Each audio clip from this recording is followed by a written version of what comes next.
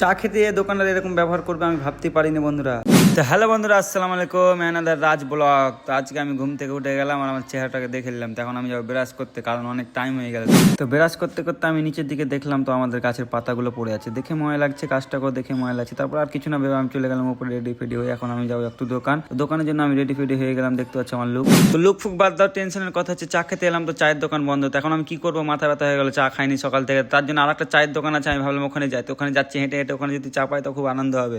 তো finally guys এখানে চা খেতে পেয়ে এলাম, কিন্তু চা খেতে যেটা আমি কি দেখলাম, মাঠের ভিতরে কি পুরো প্যান্ডেল হচ্ছে, কিসের জন্য কে জানে, জিজ্ঞাসা করবো পরে, তখন তোমাদেরকে সামনে ভিডিওতে বলে দেবো।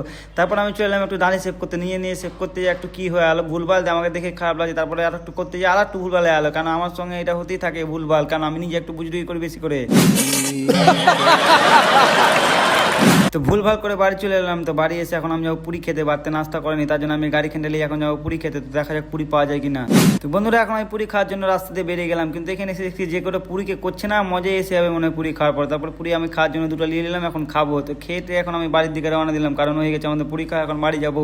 তো ফাইনালি গাইস আমি বাড়ি চলে এসেছি। তো বাড়ি চলে আসার পরে আমি আমার ভাতিজিকে দেখছি এখানে কেমনই করছে মুখ হাত। তো আজকে ভিডিও এখান থেকে নেক্সট ভিডিও দেখার লাগে আমার পেজটা ফলো করলাম।